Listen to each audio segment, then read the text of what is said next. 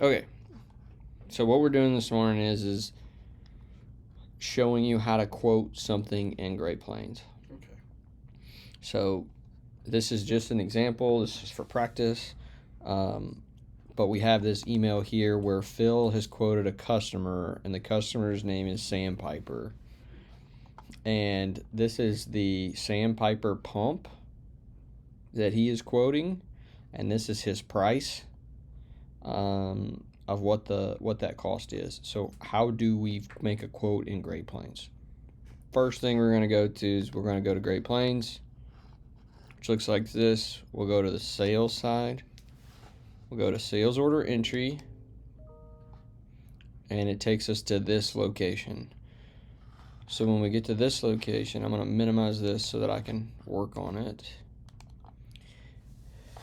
And just for reference here, to be in a quote, you want it to say QTE01 for a quote. This is quoting a customer out of our Memphis stock. So I click in here. That is our document number or our quote reference number. In this case, we've talked about that our customer is Sandpiper, so I would put Sandpiper in here.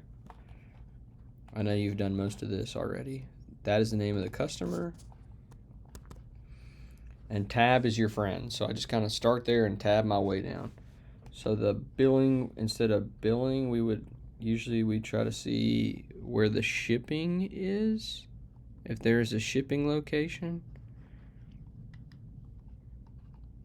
There's not a shipping setup to him.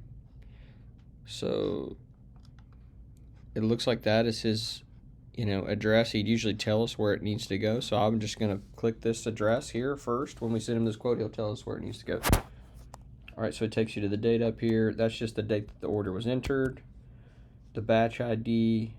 Click my magnifying glass if I don't know. Go to my open quote here's as an option. Since this is a quote, there's no purchase order for it. Normally this is where I use the reference number that we talked about. So this is Sandpiper, so I put SP and I'd put 11/08 today's date, and I put 23, and then I put my name or your name. So AY for Anthony Taylor, or CC for Chip Crockrell. And then I hit the tab button. Tab button is my friend. Okay. So now we're at a place where we're going to be able to put the item number in this quote number, this quoting information. So I told you that this is a Sandpiper pump, and the prefix on it, which you've already found before, would be the SANHDB1 half inch. So first thing I'm going to try to do is see if this is a part number that's set up in Great Plains or not, if it's already been set up. And it has been set up. Okay. So if it is going to be drop shipped to them directly from the factory or not, we would click this number. This button, we check this box. If it shows, this is we call these big eaches and little eaches. So if it's a little each, that means it's not a part number that's set up in the system. Mm-hmm. If it's a big each, that means it's a part number set up in the system. So you want them to be big eaches. If you see them as little eaches, then you want to get them set up in the system so that they show up as big eaches. Okay. It shows it's an inventory item. That's just the key trigger on it. So we need quantity 1, and the price that he put in here was $3,891.16. And I tab over. Okay. At that point, I try to hit the drop down button in here to look in the inside of how this part number is set up. This is the description of the part number.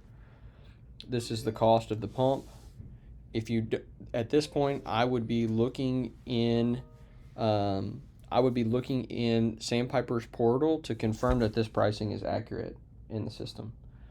I'm not going to show you how to do that for this go round, but I would do that here. At this point, continue to tab. Tab is my friend. Not going to put anything on the ship date. The salesperson ID.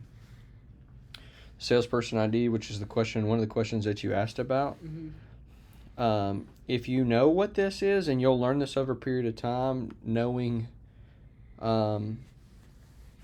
just knowing the business. If you don't know, you can skip this step, and I can show you another way to look at it. So you gave me a list, and it had some of them on there. And Correct. Yesterday she taught me that 1045 was for the house Memphis. Correct. So that would be, if you understand that, we would put that in there. Okay. Cool. All right, now I tab again. There's nothing on the quantity, cancel quantity to order. The sales territory. So in our business, we recognize, we code on our P&L. We code parts as a product code. We code unit sales as a product code. We code rentals as a product code. We call contract labor out as a product code, and service out as a contract as a product code.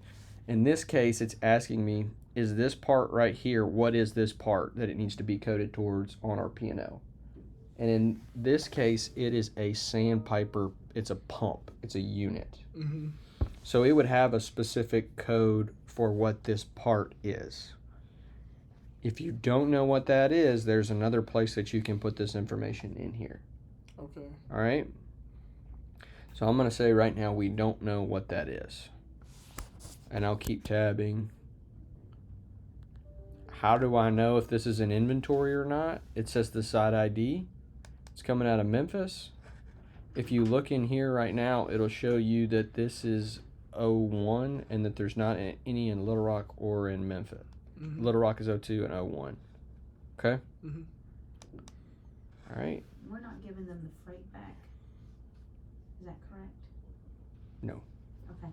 So should we add both freights